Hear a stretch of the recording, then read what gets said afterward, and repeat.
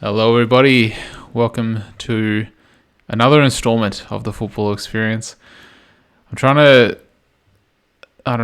work with the introductions. I know we've had like 35 episodes. I think this is 36, and I don't know. The introductions still aren't. They're on point, but I want to change it up a little. So, yeah, a little bit different. Caleb, how are you?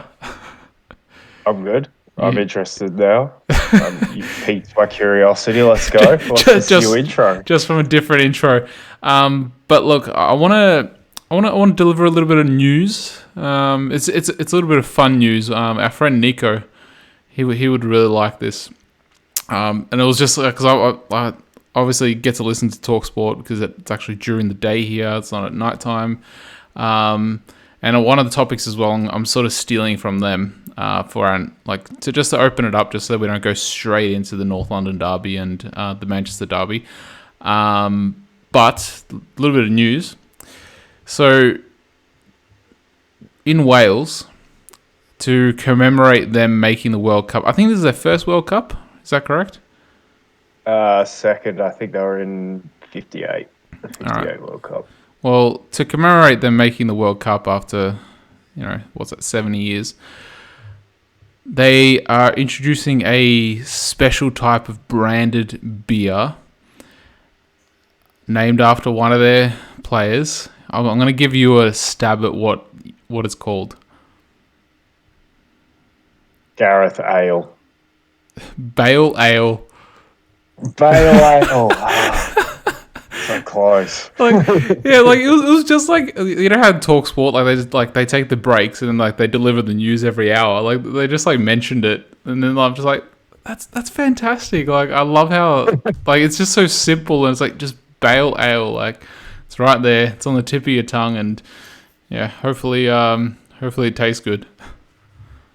Okay, for the next pod, we need to come up with footballer names who can be converted into a beverage to commemorate performance. Not even to commemorate performance, maybe. But yeah, I think we should do that now. That's given us that idea. We could do that one name every week. I was thinking of doing story time with Nev as well, just giving one story every episode just to kick things off. I don't know. We almost need a spin-off podcast for that. Yeah, but I can give a quick 2-minute story. Go on with the story. I do have a very cheesy story. So when I went to the shops and I was just to buy some stuff for lunch, I was like, and then I saw what they had on special. I was like, all right, wonderful. They have this pasta on special. I'm like, okay, that looks interesting. I'll buy that. It looks not fancy, but it looks a little bit better quality than that. You know how that really crappy pasta that's yellow? Pasta is not meant to be yellow. It's meant to be a little bit clear, a little bit whiter. At least I believe it's meant to be that way. So I buy that and I'm like, okay, what kind of sauce should I go with that? And I'm feeling a white sauce. So I'm gonna get some stuff to go with the white sauce. And I think I watched some of the Italians make these white sauces, and I think they put a little bit of cheese in there. So I was thinking, all right, cool. When I had a look, I was like, okay, I see these cheeses for special, right? I'm like, oh, this is really nice Parmesan cheese. I'm like, okay, it's costs I'm like, check the prices. There was 4 or 5 cheeses. I'm like, okay, I think this is it. And I'm like, okay, it's 35 kuna, which is $7, for a really good cheese. Anyway, I get to the register, and then they scan everything through, and the total comes to 150 kuna. I'm like, what the hell? What did I spend all this money on? And then I asked her, and then she's like, oh, the cheese is 100 kuna. I'm like, what the hell? $20 cheese. Just for a little block, 500 grams or something. I was just, what the hell? $20 for cheese. I'm not paying that shit. Anyway, so that's my cheesy story. Didn't end up getting that really nice cheese. And who the hell charges $20 for cheese as well? It must be some damn good cheese. I was hoping that you maybe kicked up a fuss and got it for the 35, and then you could have told us how good it was. No, okay, so I think Woolworths have their own select premium brand, not just like select. They have like a premium version as well. It's basically that. It's just like the store's brand, like the store's premium brand version of the cheese. It wasn't even like some name brand that's like coming from Italy or some crap like that. Like, you know, it's really high quality. It's just like the store's high quality brand. And I'm just like, how can that be like $20 for like bloody half a kilo of cheese? But yeah, Half a kilo's not bad. that's my little cheese. So you didn't have any pasta in the end? I did have pasta, and it was fantastic. And if you want, I can drop the recipe next episode because I don't know. I feel like I'm talking a little bit too much about non-football related things. Recipe time with Nev. We just keep morphing. Yeah, but it's actually like really good. It's really simple. Like most pasta recipes are simple, but however, I think the Italians would absolutely kill me if there's any listening, because apparently you're not allowed to use like the what's it called, the cooking cream. Apparently you're not allowed to use that to make sauce, like the white sauce. So they use something else to make the white sauce, if I'm not mistaken. And like Italians like crack it at people that use cooking cream. So maybe I should just deliver it in private so we don't get any hate mail. Yeah, just send it to me. I'll give it a try. Yeah, I'll definitely do that. So it's really nice. Anyway, moving along to speaking of cheese and cheesy. Yeah. I'm guessing you want to start with the North London derby, and that just cheese and cheesy just takes my mind to Mikel Arteta. Hey, but no, I didn't want to start with that. I wanted to actually start with we're moving on to football now. A football related question. So basically, I'm stealing this from TalkSport. They were saying how I think with Nottingham Forest and Derby County, they have like, apparently it's a really big derby for them, and apparently they have like the Brian Clough Trophy that they just sort of like swap in between each other depending on who wins the derby, and like it has nothing like just throughout the season. And then like basically the TalkSport question was, should other derbies, like big derbies, have like a similar sort of just side trophy, like just, you know, something on the side, you know. So for instance, like a Manchester derby has something, maybe not necessarily like Liverpool Manchester or like Arsenal Manchester, because like those are pretty big derbies as well, but they're not actually like rivalries within the same town. So like, you know, the North London derby specifically, because that's like one of the biggest rivalries in England, but not something like Tottenham Chelsea or Arsenal Chelsea or Arsenal Fulham, even though they're all London derbies, but like just something specific for those top end ones. Would you want something like that? Like just have something like a little bit on the side, a little bit of bragging rights just between the two teams. Besides the 3 points. I wouldn't really care. Might be nice. You can guarantee that if Tottenham won something like that, then the memes would be coming in thick and fast about them trying to fill up the trophy cabinet. But yeah, I think, look, it's a fine idea, but I think probably, you know, given the reaction of English supporters to anything new, they'd probably make a mockery of it and call it Mickey Mouse and whatnot.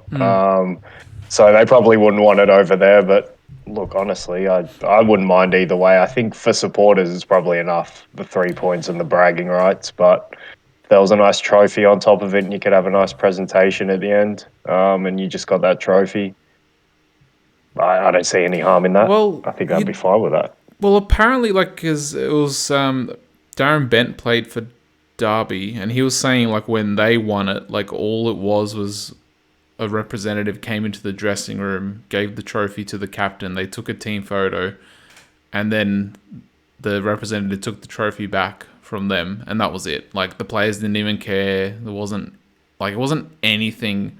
Yeah. Like, it's just something like, I don't know, a little bit extra. Also,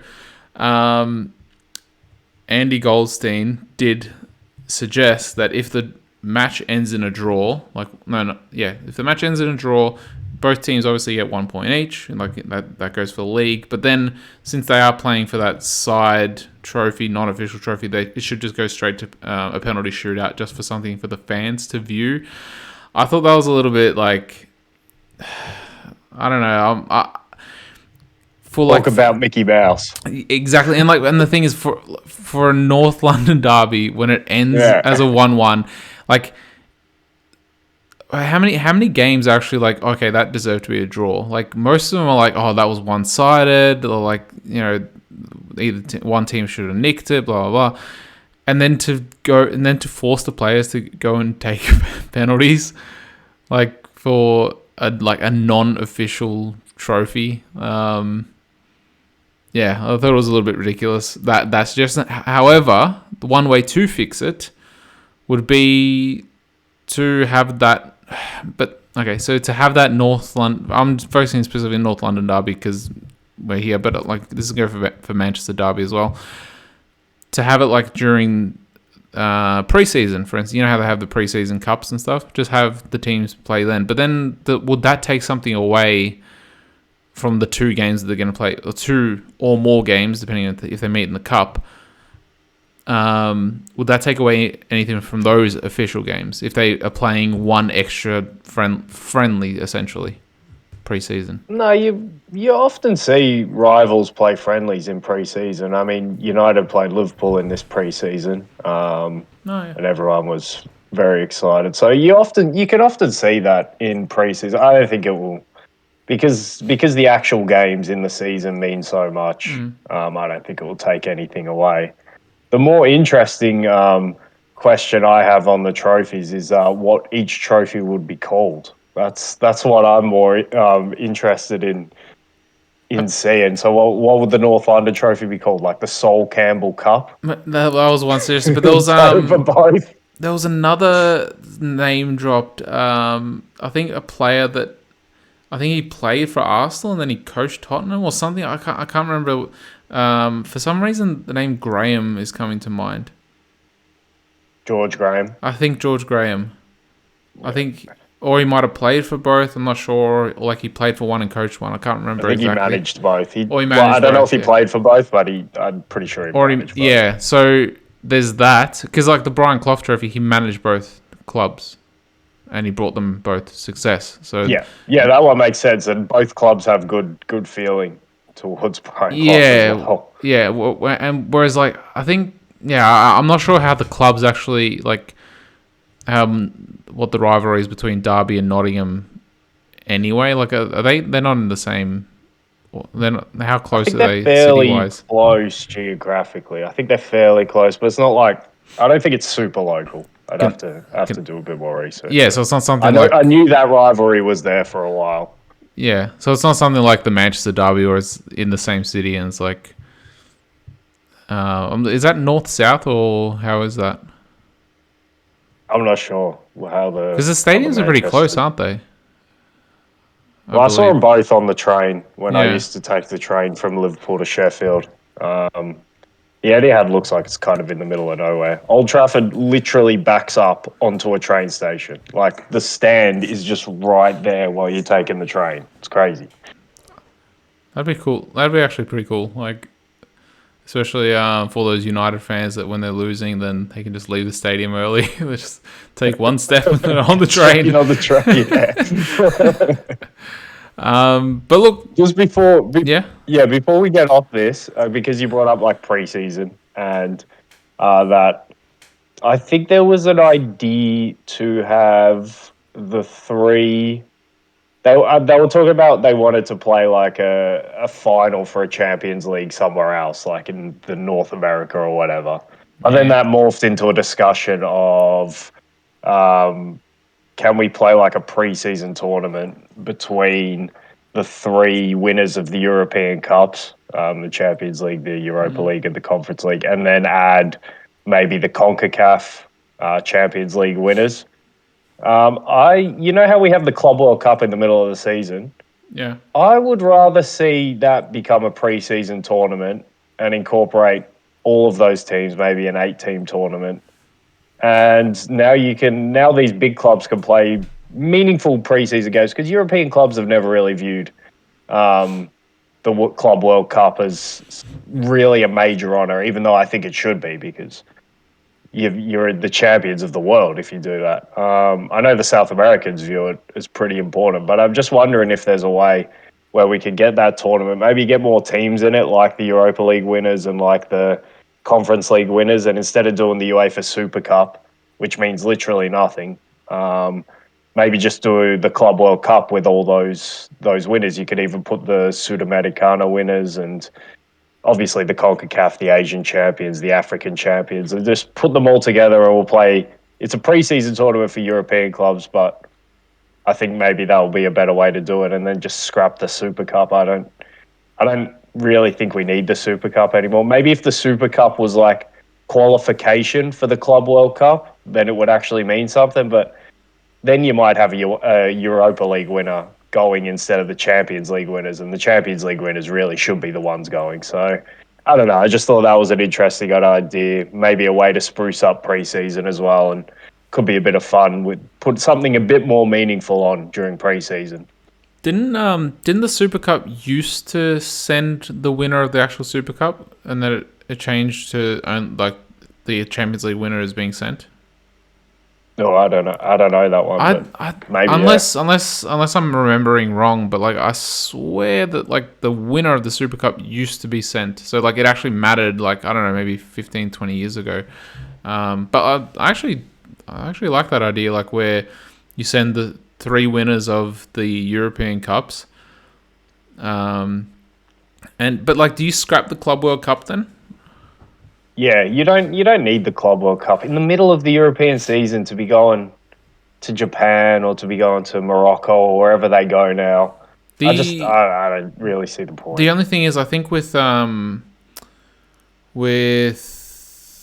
South America, I'm not sure about Africa, but with South America, their season is during the European off season. I think and then they take their break obviously during December, January, I believe. So it wouldn't be pre-season for them; it would be in the middle of the season for them if this idea went along. It would, of course.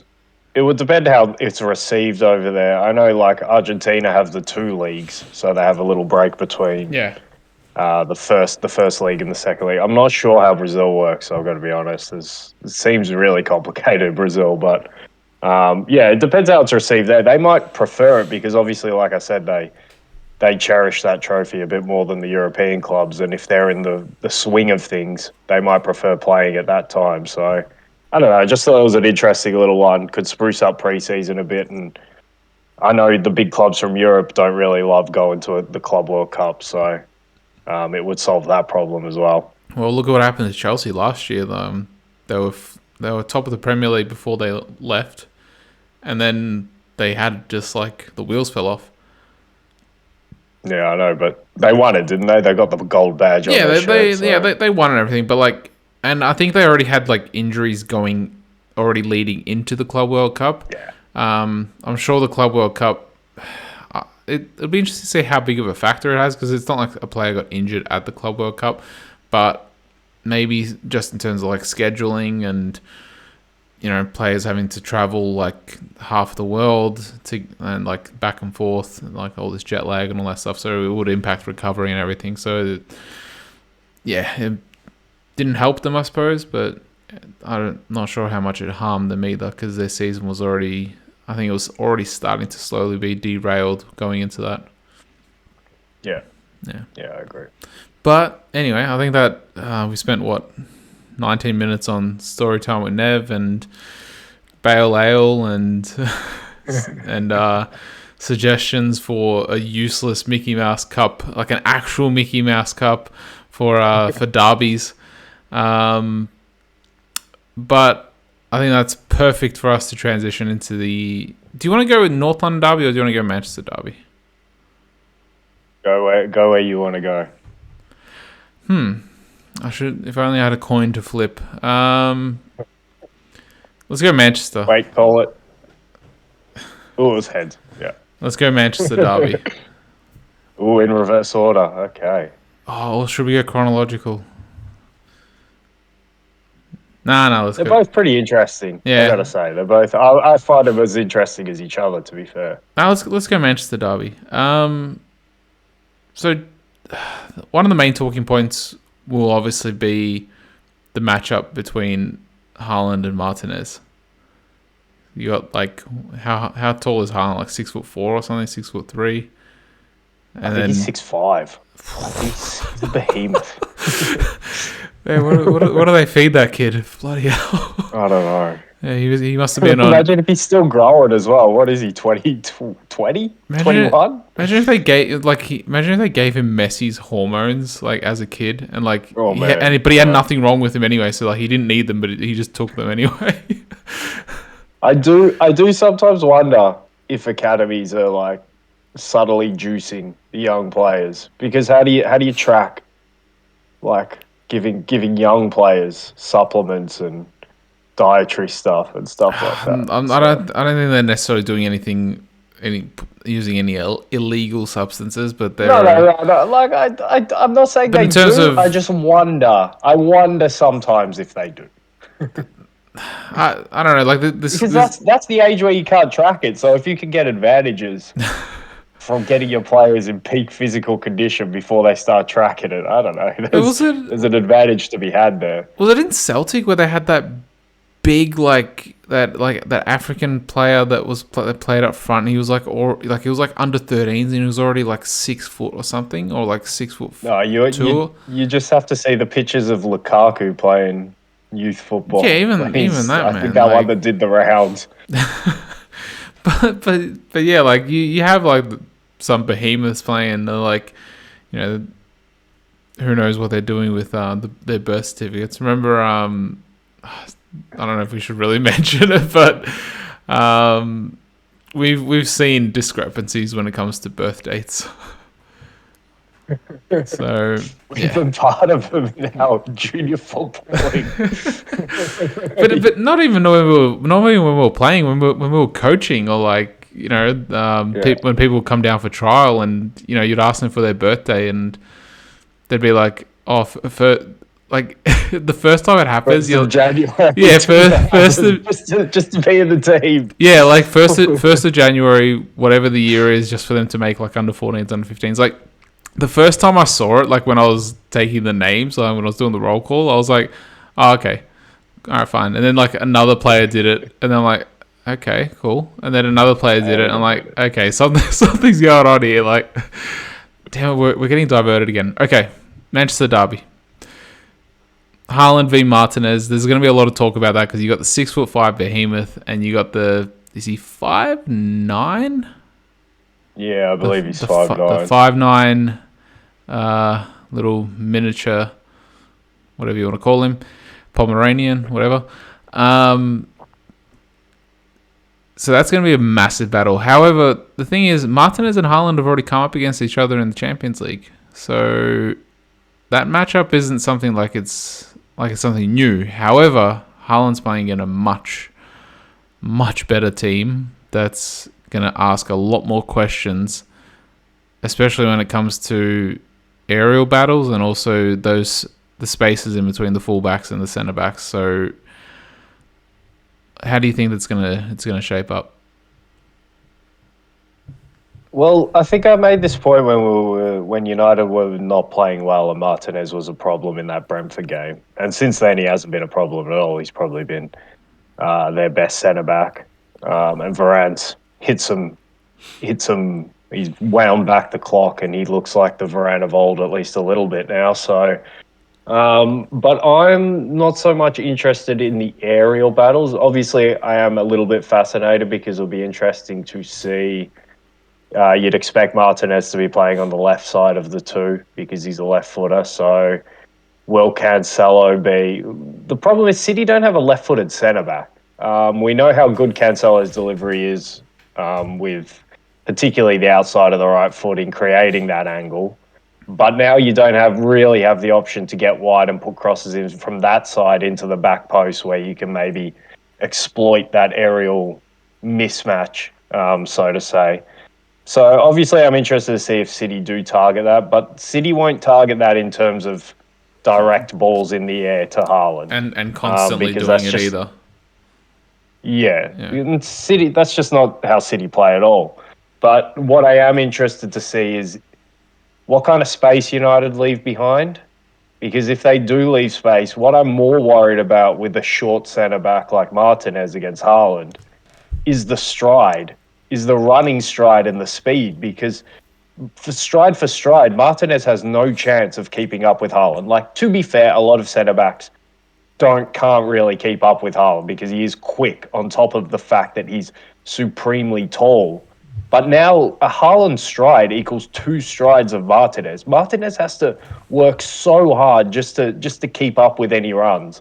So I don't expect United to play with much space in behind. But if they do, I'll be interested to see if De Bruyne can get on the ball and can find Haaland running in behind, because that, like we saw in the West Ham game, particularly the City West Ham game, where we saw, I think it was Gundogan, the first one, who slid it through, but there was no space in behind for the Haaland ball, and he still got onto it and won a penalty. So I think that's what worries me more than just the height factor. Now, the height factor is, of course, something to be concerned. Can they dominate? Because the problem with Haaland is he's supremely quick, so he can get in behind high lines. And obviously, the problem now is he plays for City, so you've got so many players to deliver that ball behind the line. It doesn't even need to be a high line; it could be a mid block. But now the thing is, he's so tall and good in the air that if you want to sit off, now you play into his hands. Like, pick your poison. Which way do you want to go? So I'm going to be interested to see which way they go. For me, I would probably look at playing a lower block and just really making sure we get out to crosses, trying to deny that delivery from there and then hit on the counter attack. I think I'm not breaking ground. I think we probably all expect United to set up that way. But no doubt that matchup will be interesting to see. But yeah, for me, it's can Haaland get in behind Martinez more so than the aerial threat that I'm interested to see. The other interesting bit of news, I believe Marcus Rashford is carrying an injury, so he won't be playing, or at least he won't be, or he's not expected to start.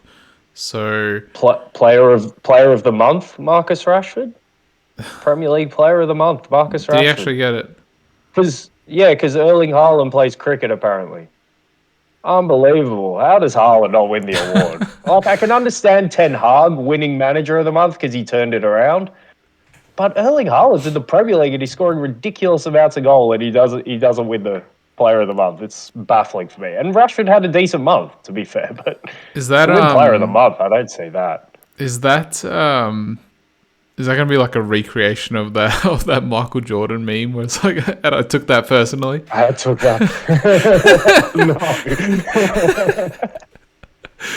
Well, it's interesting you bring up a basketball reference because when you brought up the matchup of Lisandro Martinez against Erling Haaland, my mind went straight to looking at the flip side and looking at the side where is there a way for Lisandro Martinez and his lack of height to get into Haaland's head and make him too eager to exploit that? So my mind went straight to the 2011 NBA Finals and LeBron James melting down against JJ Barea for Dallas, who's like, JJ Barea is like my height, and he was trying to guard LeBron James, and LeBron James couldn't figure out what to do against him. So I don't know if I see that scenario because Haaland's in such good form, but maybe there could be a little bit of mind games where Haaland's just so eager to exploit that he doesn't play to his strengths as much. I don't personally see it, but it's just something to flag and maybe look out for there as well.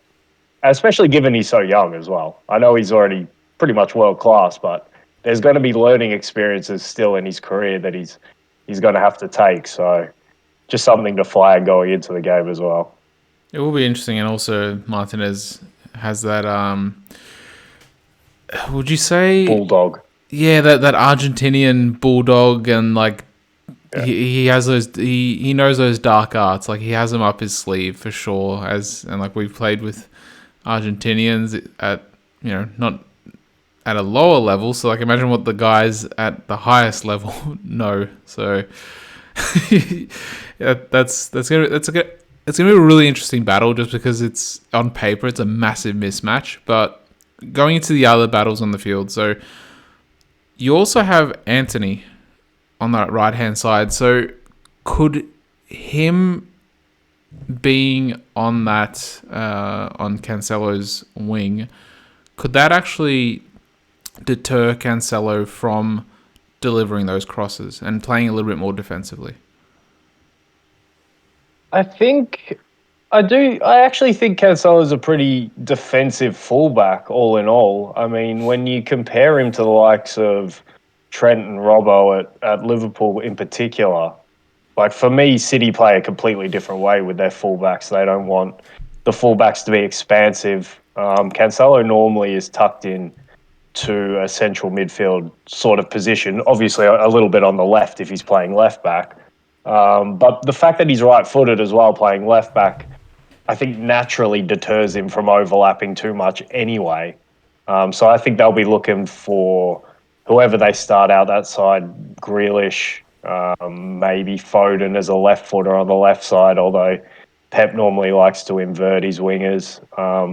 It'll be interesting because that's probably when I look at City, the left hand side is probably the side that I feel is the most imbalanced, probably because of that, because I don't think they have a natural out and out left winger. And then Cancelo's a right footer. So I think, like I said, naturally he's more inclined to stay a bit deeper and support the winger from behind. But who is the winger? So, um, but I think so naturally, Cancelo, I think, is a player who likes to sit back a little bit more and contain. And I don't see it being different with Anthony. I think physically, Cancelo should get the better of Anthony. I don't think Anthony has sort of blistering pace that really scares you. He's a bit more of a technician for me. Like you said, without Rashford, I think that's a huge loss because if they wanted to hit on the counter attack, Rashford would have been absolutely massive, maybe even pivotal in doing that. And if you have to play with Ronaldo, I don't think. While I don't think Ronaldo's like bad physically, he's definitely not the Ronaldo of old, obviously. And I think Diaz and probably Ake will probably start. I'm not sure. Stones look to pick up an injury in international break, so but I think both of them can cover Ronaldo with a lot more ease for pace than they can Rashford. So it'll be interesting to see how Anthony gets any joy if he doesn't have Rashford to hit making those runs. Be interested to see Bruno Fernandes how he can get joy if he doesn't have Rashford in front of him. I think it's funny because like obviously I was making fun of Rashford getting player of the month, but the more I think about it, if he's out, that's United's game plan almost has to change completely because who else are they playing up front who gives you the option to be a counter-attacking presence? I haven't seen Martial in ages. I'm not sure if he's still injured or whatnot because I know preseason Ten Hag really liked him. He's got a little bit of pace, but he's still not on the Rashford level for me. Sancho is more in the Anthony mold as well. I don't think he scares you with pace. He's more of a technician. So where does United's attacking threat come from in this game? I'm not 100% sure unless you want to play higher and take the game to City. And then maybe if you can outwork them, which is very hard to do because City are a fantastically hard-working team. If you can outwork them and keep them pushed back a little bit, then your technical players like Anthony, Sancho, Bruno, then they can come more into the game. But if you want to play on the counter and you don't have Rashford, very interesting to see how that's going to work. Well, it's interesting that you mentioned like that, them playing on the front foot and them playing higher and trying to press. It reminded me of how they played the opening 10 minutes against Arsenal and also the opening 20 minutes against Liverpool. They like I said it in that in the review. I was actually really worried in those first 10 minutes. I'm like, Arsenal have not showed up. I'm like, if it continues like this, if it continues like that, it's going to be horrific. But the goals that they were scored in that United mold where it was on the counter. And also against Liverpool, like I mentioned that this is a completely different Liverpool. Like it didn't seem like like it seemed like Man United were playing the way that Liverpool usually play, where they're pressing high, they're trying to force mistakes. So without Rashford, and Ronaldo isn't known to press, who's going to be that person that leads that press if they play with that sort of style? If they play on with a low block and try to hit on the counter, who's going to counter for them? Because, like you said, neither Sancho nor Antony have that blistering pace of Rashford. Ronaldo doesn't have it anymore. Ronaldo, like a 20-year-old Ronaldo, he would have been perfect for this.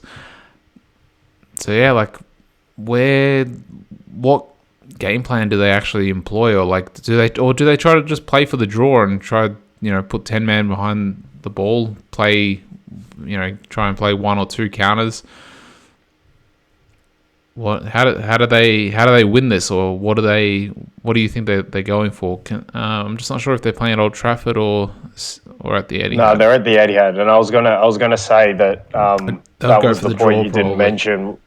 Yeah, when you were talking about those starts they made against Liverpool and Arsenal, obviously they were both at Old Trafford, and they're playing away from home in this game. So, look, the more we go through this game, the more I can't say. And I've been pretty high on United in recent weeks, but the more we go through this, especially if Rashford's not playing, how do United get a result from this game? I'm not really sure, because the conundrums are too much.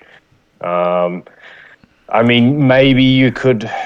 They dabbled in it last season. Maybe you could put Casemiro in the side, push McTominay a little bit higher. You lose a technician and a proper attacking player, but you have someone who can press as a number 10 sort of thing.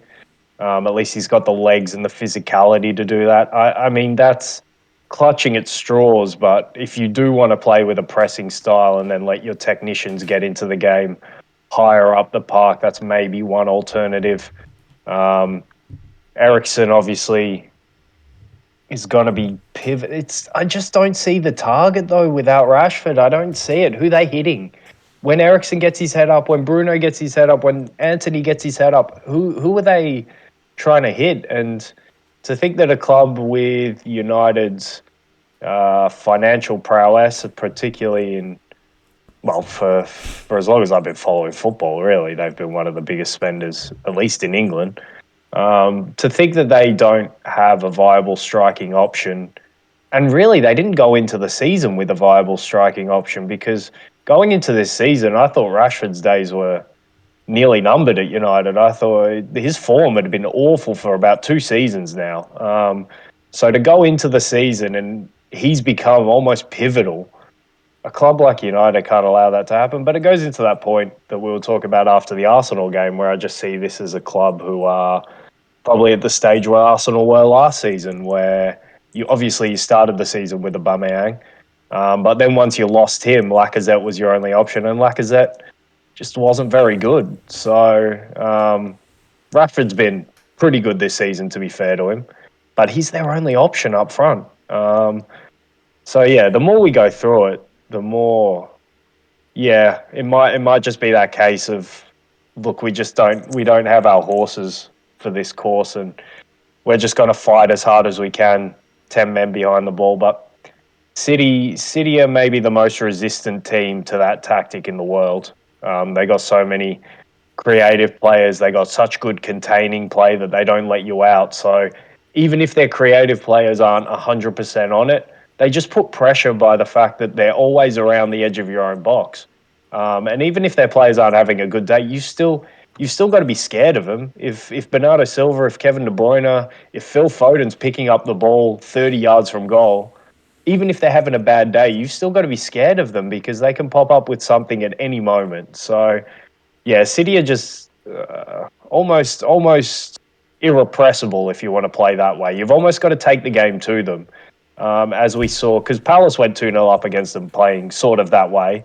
2 fluke set-piece goals, but City were, like, once they scored the first one, it was just, you knew that they were coming back and they were winning it. But the game at St. James's Park, for example, where they were 3-1 down, Newcastle really took the game to them and played 1v1 battles, man to man, all over the park, and they trusted, we're going to try and outwork you today. We'll make it a one-on-one battle around the pitch. It's risky because if City start winning those one-on-one battles, then you're so open, and then you start looking at 3, 4, 5 because they're that good. But if you can work as hard as them and outwork them, then you give yourself a chance if you want to play that way. So fascinating to see how Ten Hag will enter this game. We have seen better patterns from United in recent weeks. But yeah, really fascinating. And the more we talk about it, the more I only see it going as a City win, especially at the Etihad. It's going to be... Hopefully they can do it, and then they can put United back in their place, because it feels like their fans have sort of been, especially after that Arsenal victory, they've been sort of like coming out of their trenches or like underneath the bridge like a dirty troll. Like it just seems like they like once they got that, like they got Liverpool, they got your scalp, and then once they got our scalp as well, it just seems like they popped their heads up. And I think like City are the perfect team to just put them back in their place. So hopefully City can get the win. So fingers crossed for that. But are you hoping that City could get the win? Well, are you not? Do you not have dreams of the title? Would it not be more beneficial? Well, for City to at least not win the game? No, because like a draw, I feel is perfect. No. Okay, so if you think about it from an Arsenal perspective, City winning is perfect because who did we expect to win the league anyway going into the season? City, yeah. Yeah, but okay. Who's top now? Yeah, after 7 games.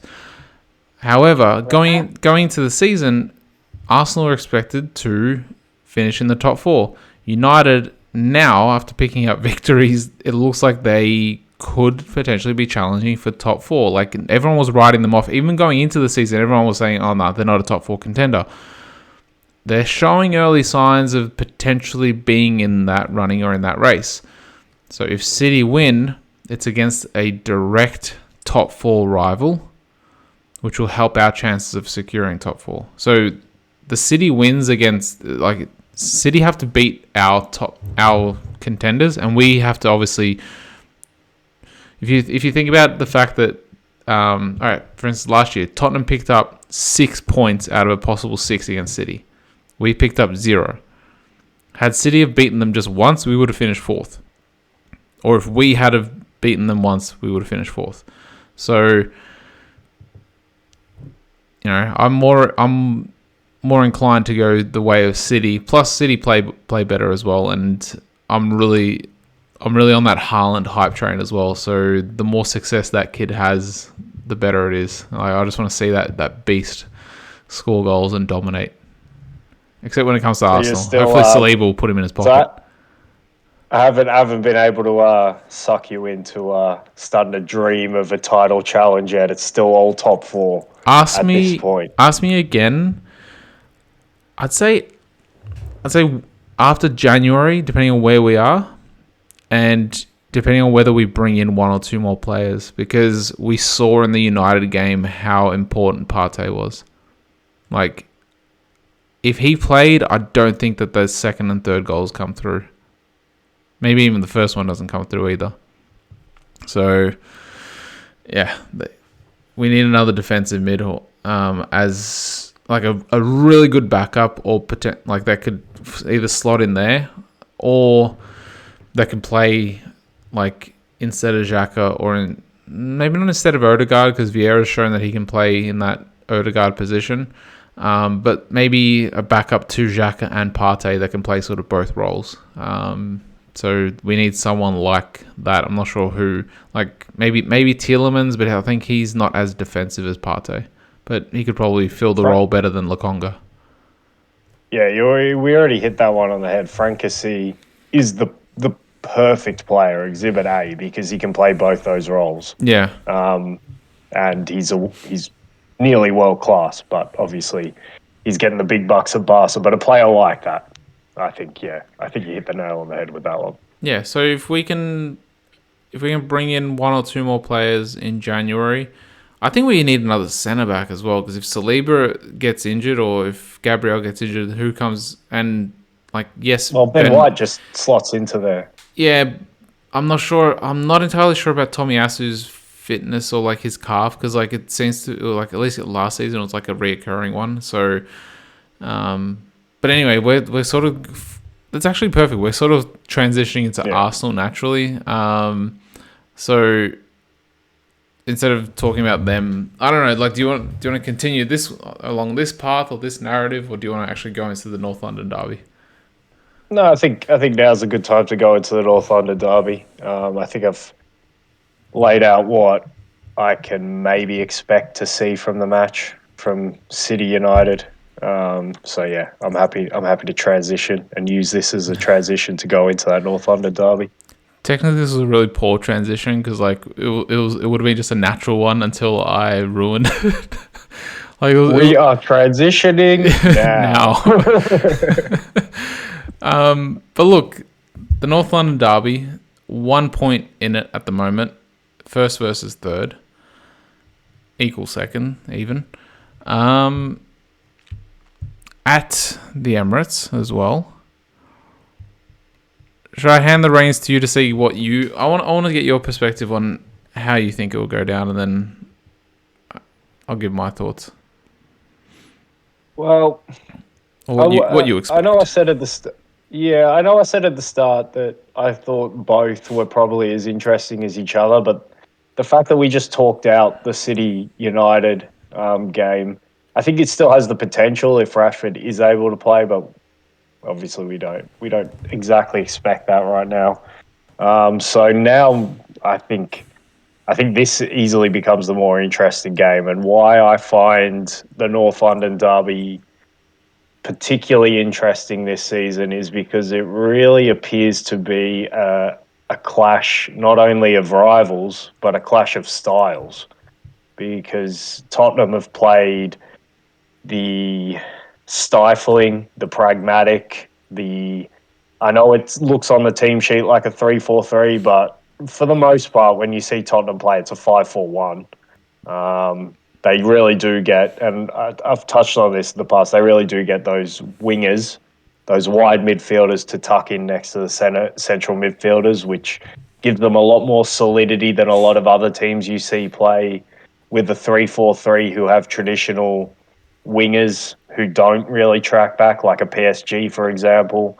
Even like the French or the Serbians with playing two strikers up there who aren't really going to track back. So Tottenham get that solidity. They get those men behind the ball. Extremely hard to break down, despite the fact for me that they don't have particularly good defenders. Really, I don't. Is that I don't think Tottenham have any world class players except for Kane and Son. Son hasn't been in the best form, but maybe he is, like you've been saying, the catch up bottle. And he got that hat trick against Leicester, and now maybe he's unleashed, which could be a scary proposition for Arsenal. Um, but yeah, you've got that style, and then obviously you've got Arsenal, who have been extremely high tempo, particularly in the first 20 minutes of a lot of games this season. High containing play. They play on the front foot. They play in your half a lot, and they don't. Like I've said, they've been excellent this season at not letting you out.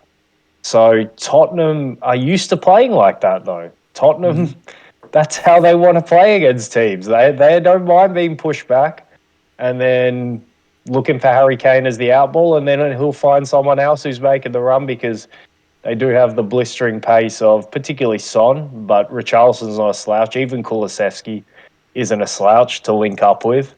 Um, so yeah, clash of styles. It'll be interesting to see. This is the first test of how good Arsenal's containing play really is. Can they keep Tottenham pushed back for the majority of the game, and then can they really limit the threats that Tottenham like to use, like we just talked about on the counter attack?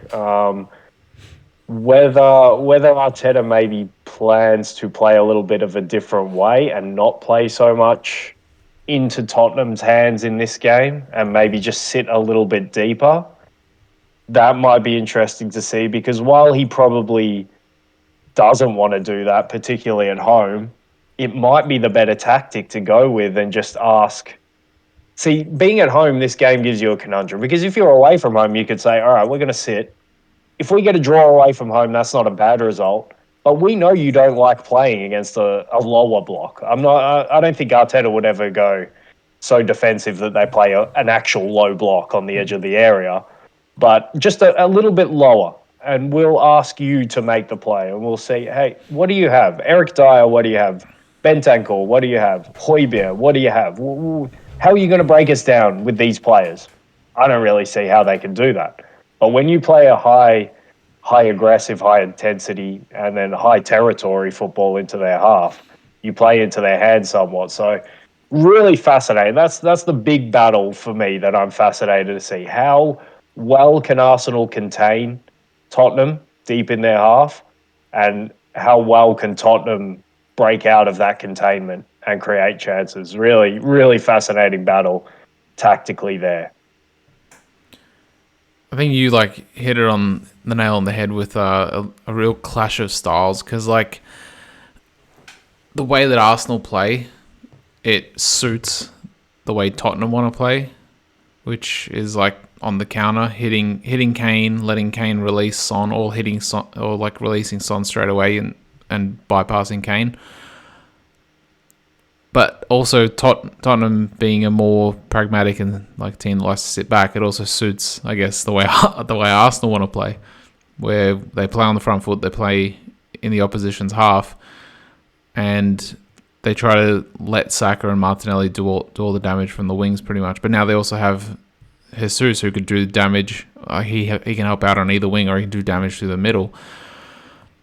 It's going to be a really interesting game, and like what you said, does Arteta sit 5 or 10 metres, or instruct his players sit 5 or 10 metres back? But another thing that I want to throw out is, do you think that Arteta goes with Tomiyasu instead of Ben White? Because last year in the first one, when Tomiyasu was fully fit, he had Son in his back pocket. Son barely got any touches, really. Tomiyasu handled him extremely well.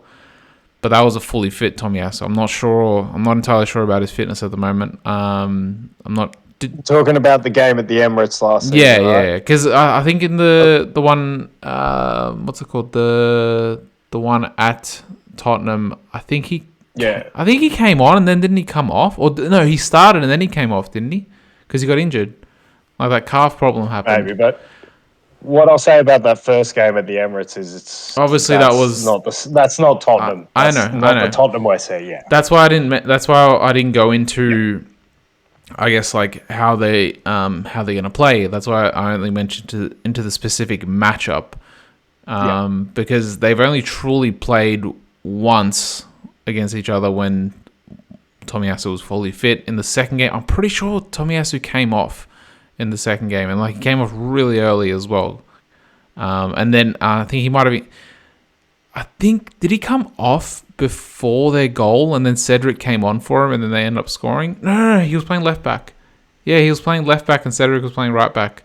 So yeah, they didn't even get to play against one another in that game, really. So it's going to be interesting to see whether he goes with Ben White, who is slower, or someone like Tomiyasu, who can recover a lot quicker than Ben White.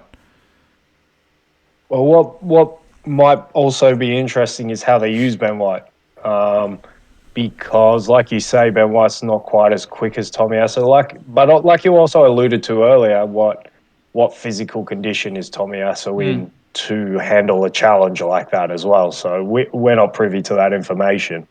But what will be interesting, if it is Ben White, how do they use him? Because for all intents and purposes this season, he's been pretty much an out-and-out right-back. Obviously not an overlapping one, but his position has been as a right-back even when Arsenal have the ball in advanced areas. So maybe you can tweak it a little bit so that instead of being an out-and-out right-back, he's more of a right-sided centre-back, just so he's a little bit deeper and he gives himself a few more yards to deal with the Son threat. But that will be interesting to see how that affects the position of particularly Xhaka, because if you're now playing with three centre-backs, then Partey might need a bit more help holding the midfield. So Xhaka might not be as free to go forward, and if he does go forward, it will leave a lot of space in the midfield, which might be a viable tactic for Arsenal, because who in the Tottenham midfield is going to hurt you? The only problem I see is that it might just leave a bit more space for Harry Kane to drop into. But if you've got good communication between your centre backs and Partey, then you can deal with that threat. So that could be an interesting little tweak that Arteta might look to use. I expect it to be a Ben White, just for the fact that, do you really want to change your personnel when you've been on this run and you've been playing so well? Managers are normally not inclined to do that, and obviously for those physical concerns that we might have of Tomiyasu, who hasn't been playing regular football, and then to put him into a challenge like this may be a step too far for him physically. Not in terms of pace or anything like that, just in terms of his body. So definitely looking at this one definitely looks like the more tactically intriguing game, without a doubt for me. So I think Tottenham have been playing so poorly, or maybe not so poorly because there are so many points, but they've been playing poorly for where they are. Is there opportunities for Arteta to exploit or reinforce different areas on the pitch because of the perceived lack of threat of Tottenham? Like, I look at, for example, Perisic is a great wing back, obviously, but whoever's playing on the other side, whether it be Emerson Royale or I don't know, whoever else is the right wing back, am I scared of them? No. Am I scared of the three centre backs? No.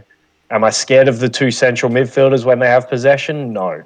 So we know where the Tottenham threat comes from. It comes from 80, I'd say 75% Harry Kane, maybe 15-20% Son. And then, well, the way Kulusevski's been playing this season, I'd probably bump him up a bit higher, but it's all in the front three. So in terms of nullifying what they have, it's all about nullifying that.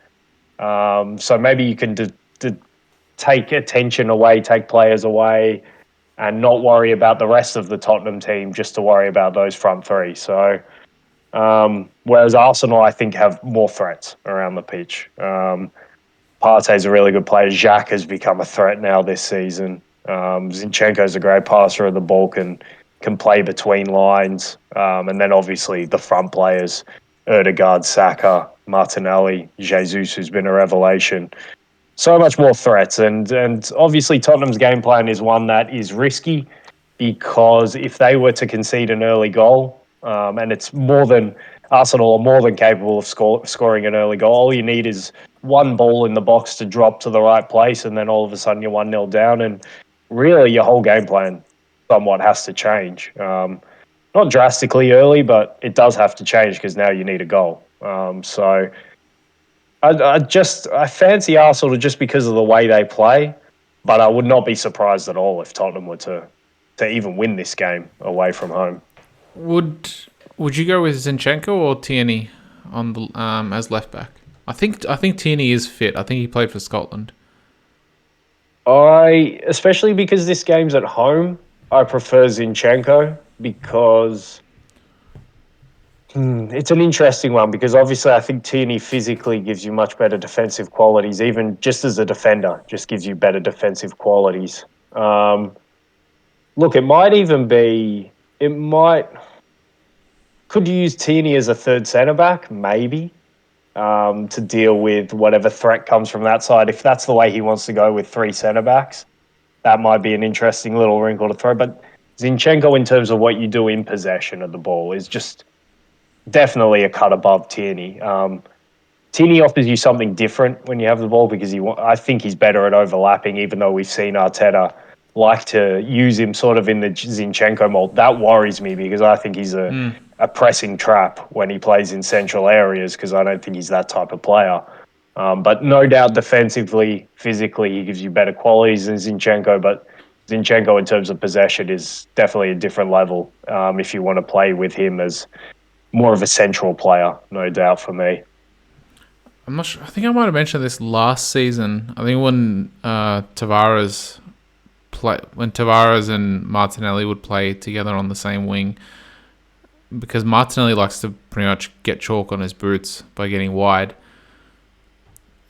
Like, I think playing now that Zinchenko's coming to the team, the games that I've seen when Zinchenko has played, it's opened up more space for Martinelli. Because you don't have two players occupying pretty much that same wing. And then the space that Martinelli actually opens up between the right back and the centre back is the space that actually Xhaka has been exploiting, which is why Xhaka has been much better. Also, I don't want to jinx it, but the discipline's been a lot better from the Arsenal players. Like 7 games in and no red cards, which is pretty amazing. But it's going to be an interesting battle. And one thing that I did also when we're talking about the Tomiyasu conundrum, would you go with a 3-4-3 and go with Ben White, Saliba, and Gabriel, and then play Tomiyasu like as a right midfielder, I suppose? But then you got to sacrifice one of your midfielders in Odegaard, Partey, or Xhaka. Yeah, the only one I was toying around with in my head when you asked the Zinchenko or Tini question was Xhaka, because the other guys I can't drop, and But you honestly can't on drop Xhaka form these days either. I know on form Xhaka is a harder one to drop. Yeah. No doubt the way he's been playing. So like I said, because you guys are rolling, I don't see there being wide sweeping changes. If it ain't broke, It will don't be. fix. Sorry? If it ain't broke, don't fix it. Yeah, exactly. Yeah. Exactly. It will be interesting, though, because we know that Arteta learned under Guardiola, and this gives him his first big chance to overthink something. So if we see something a little bit funky in the team sheet, we'll know exactly where he got it from. Yeah, it's one of those inheritable Guardiola traits. But we've actually talked about how both derbies are going to line up. Who do you think? I don't think you gave your prediction for the first one, or who do you think will win? Like, I think you're obviously leaning more City. Yeah, I see City winning that one. No especially because they're at the Etihad. If it was at Old Trafford, maybe I'd give United more of a chance. But for all the reasons we spoke about, I just see City being too strong. For United. No chance, or like very little chance of a draw. You think it's like? I never say no chance. There's always Not no chance but football, like, but a very unlikely chance. Like a draw and a Man United win are probably on equal paths, I guess. I can see a draw. I'll be surprised if it's a draw. But that would take City having a bad day in front of goal. Yeah. I think anyway. And a United win, I would actually be shocked at. So I'll put it that way in terms of chances. I'd raise my eyebrows if that was to happen. You know, just touching on City just for a sec. You know who's actually like we're not talking about that the other new striker, I think it's Alvarez. Yeah. The couple of times that he's played, like he's actually looked pretty good. Like so he's a good option to have for Guardiola to bring on in the last like 20 minutes, 15 minutes or so.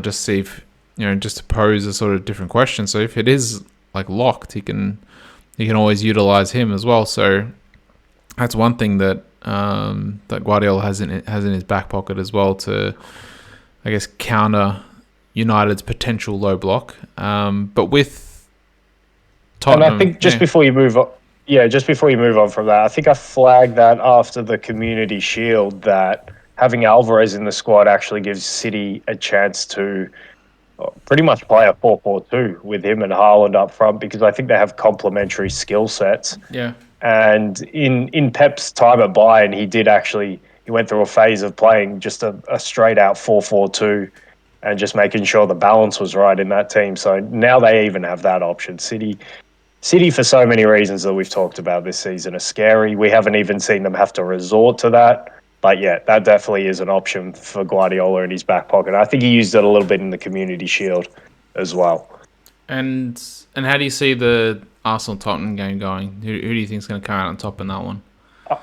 I can see it going either way. So if you ask me for a prediction, I'll go with a draw. Um, I think I fancy Arsenal just a little bit more because I prefer the way they're playing. I've been very critical of Tottenham, but at the end of the day, Tottenham are on the same amount of points as City going into this game. So how critical can you be of a team that just keep getting results? It might not be the prettiest to watch. I'm still looking for the manager who can finally be able to say, look, you guys don't threaten us apart from these three areas, which are the front three.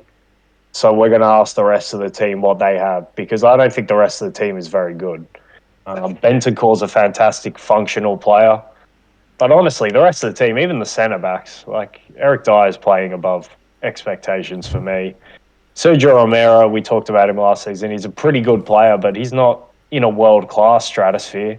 Hugo Lloris, for me, for seasons has been a little bit error ridden, especially for aerial balls. And Tottenham obviously play a deeper line, so you can expect him to deal with them. Can Arsenal exploit that?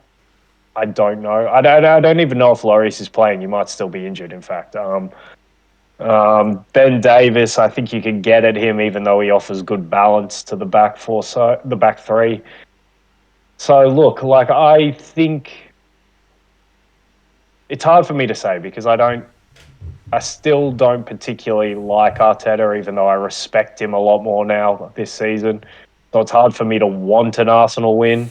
But what I've seen from Arsenal this season, even into not just the football, just even in terms of toning down the celebrations, looking more focused, looking like a team who has a clear objective to, whether it be, like you said, finish top four, or whether it be, look, let's keep rolling and let's see where it takes us. But they look like a team who's hungry for, if they get some success, they want more success, which is something I always like. So I think I would prefer an Arsenal win. But just because I can see Tottenham being a threat on the counter and this being Arsenal's biggest test of their containing play, I'll go with a draw because I just see threats from Tottenham. I see good play from Arsenal. So I can't split them. I'll go for a draw. I have a feeling that here's one thing that I'm going to put forward. If Arsenal lose in the same way that they lost to United, like getting hit on the counter, it's just going to show that Arteta, not just Arteta, but the players learnt nothing from that. And it's, if we get the win, it's because we went through that defeat. And you know what they say, you always learn more from your defeats than through your wins. So, like I said, if they lose in the same manner where they get hit on the counter, I don't know. It's going to show a blueprint to other teams on how to beat Arsenal. Whereas if we go out there and we show that isn't a blueprint, that was just a one-off because we got a little bit naive. We're riding high, maybe a little bit too high. We're also missing our main defensive mid.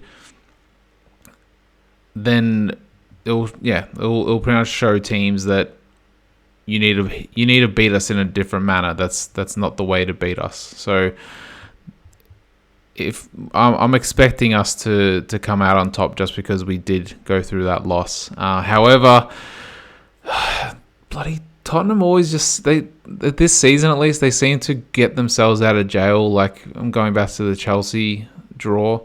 Like, they should have lost that. I think there was one other game that they should have lost as well, or drawn, and they managed to win. I think it was Wolves for me battered them off the park at home. Yeah. Did they face West Ham? Or was that was Chelsea? That was West Ham. They drew to West Ham. I think Spurs also drew against West Ham in a midweek fixture as well. I can't remember. I thought that was a pretty even game, to be fair. I don't think either team. But yeah, West Ham are terrible this season. But yeah, the problem is, like, Spurs are getting results without playing well. That is a problem. Yeah, so, And also, wasn't there they did lose to Sporting Lisbon in the Champions League? So Yeah.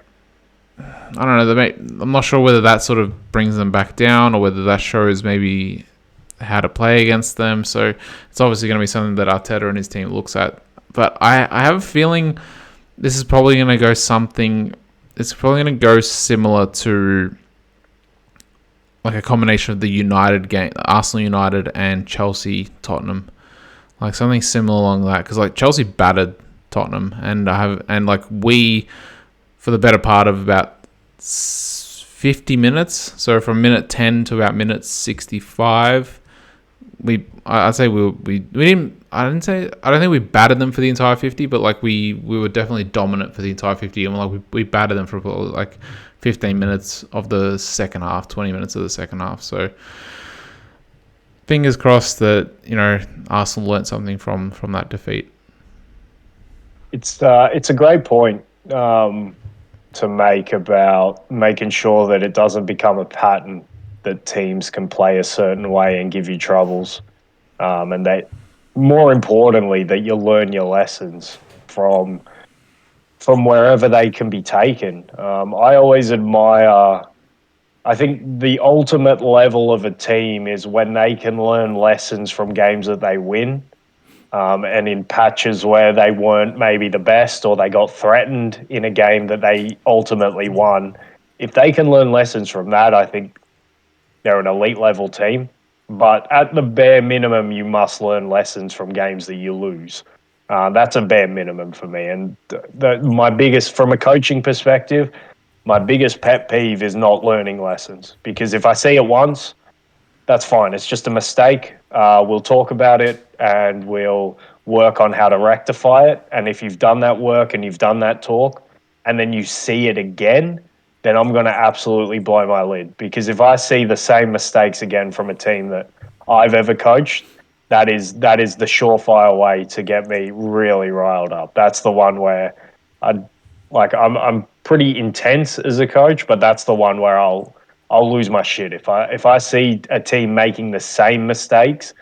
And I've done it to Liverpool. When I've been my most critical of Liverpool has been when I see them making the same mistakes over and over. I remember last season we started the season, and there must have been 4 or 5, maybe more games where we went 2-0 up in the game. And nearly every time we at least conceded the next goal. If not, we conceded 2 goals. And ultimately, you look at a game like, and we play Brighton this weekend, but you look at the game at Anfield last season where we were 2-0 up on Brighton and we let them come back and draw the game 2-all. That cost us a title. And we'd already seen it that season. So to make the same mistakes is criminal. And from an Arsenal perspective, they can't make the same mistakes that they did in the United game. Particularly Arteta, if the game does go away, he can't make those gung-ho changes so early again, because I thought that was probably the most egregious mistake. Because like we said about that game, that could have gone either way as well. Yeah, those those subs bring like, especially after going 2-1 down and like disrupting the whole, I guess, team structure.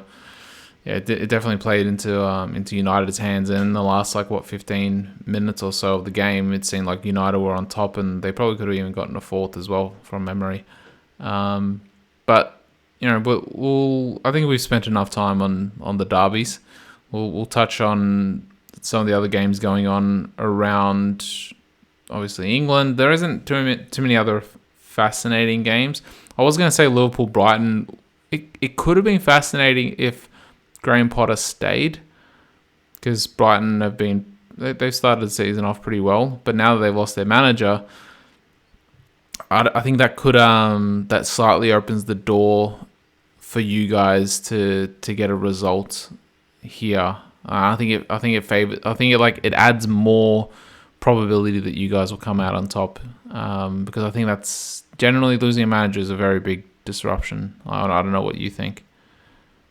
It's interesting because normally if you lose a manager, it's because they've been sacked. So that you get a new manager effect, and that's generally we see positive. So it'll be interesting to see how this one turns out because the manager left rather than being sacked. But I'm also interested to see what De Zerbi brings to the Premier League. The good thing for Brighton is they've had a fair bit of time for him to work with the players. They have a few internationals, but they're not littered with internationals. So he's had a full squad for a couple of weeks now since his appointment, or close to. So he's been able to work with them. And Brighton, look, their players should still be full of confidence because of the start they've made to the season. So I don't necessarily go along with that. It'll be interesting to see because maybe if Liverpool do end up getting the result, you can point to the effect of losing their manager as a key influencer in Liverpool getting that result. As well, Klopp's had time. I know Liverpool have a lot more internationals than Brighton do, but Klopp's had time, at least with the coaching staff, to reassess. I think you could already see it a little bit in evidence in that Ajax game. So I hope that we continue to progress from that performance and obviously getting a result against a team who currently occupy, I think they're still in the top four or just outside, against a team who currently occupy a spot that we want, who are currently above us in the table. I think that's a really big step in progressing what we did and building what we did against Ajax. And we need to see more of the same. We need players fit. Diego Jota, thankfully, is back. Thiago didn't play a minute for Spain. I don't know if he even got called up to the squad, which is absolutely fantastic. The less he plays for Spain, the better for us. Please, Luis Enrique, continue with your prejudiced selection of the squad and don't pick Thiago, please. That's something I didn't hit on when we were talking about internationals, but I thought Luis Enrique somewhat favours his Barcelona boys a little bit. Yeah, but Thiago is Barcelona.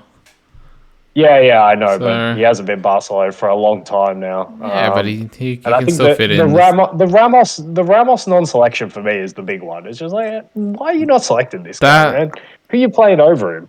Yeah, that is a I know. strange one. Yeah, we touched on that one. Yeah. But yeah, I think that's an intriguing game for what De Zerbi can bring and for whether Liverpool can continue to build on what we saw against Ajax. There's one other interesting game going around. I reckon this one could be like a surprisingly interesting game. Before I get into that one, there's also another London derby, Crystal Palace versus Chelsea. I'm not sure if you have any thoughts on that or not, but the one that really catches my eye, besides the two derbies, is I guess. Go on. Fulham Newcastle. Hey, god damn! What is with us this week? Two peas in a pod. Oh, that could be the name of the like a side podcast. That's a good one. All right, we're changing this from on the pod to two peas in the pod. Or maybe just like two peas on the pod. That way I don't need to change. 2 peas on the pod. Yeah, I don't need to change the logo at least. But yeah, that one could actually be really interesting. Because like, again, I don't know what it is about like these strikers that are in form, but like maybe it's because like City haven't played with a proper strike, and even Liverpool to an extent haven't played with a proper number 9 for like a couple of seasons now. We're finally it's like the re-emergence of the number 9, and you got Mitrovic, who is like just banging goals in for fun, playing for Fulham, and Fulham as a team as well. They're playing pretty decent as well. I'm being quite impressed with how they're playing, and Newcastle as well. Like the project that they're building, and the way that they took the game to City, and the way they took the game to you guys, to Liverpool. I've been impressed with how they played, and this could be a very surprisingly interesting fixture. I agree. Because obviously we'll be watching the best striker in the world at the moment in Alexander Mitrovic, apparently. Who said that? He's been on a tear. Yeah, but who said he's the best striker? I'm saying that. He's absolutely on a tear for like a season and a half now. Yeah. No, I know. I'm saying it tongue in cheek. Come on, we know that. Hopefully, from a Newcastle perspective, they have Bruno Guimaraes back. But I think it's not a very important game for Fulham. They're playing with house money. We didn't expect them to be as good as they have been since coming back up. But I think mainly, I know they have, I think, Paulinho in the midfield who's been performing quite well. But for me, Mitrovic is the guy. He does it all he looks like he's running in mud the whole game, but somehow he's just super effective and he just gets his head down and he just runs through people. And in the air, um, I don't know, I'm struggling to think off the top of my head, especially in recent seasons, who's better in the air. Maybe only Ronaldo, but Ronaldo's like spectacular in the air.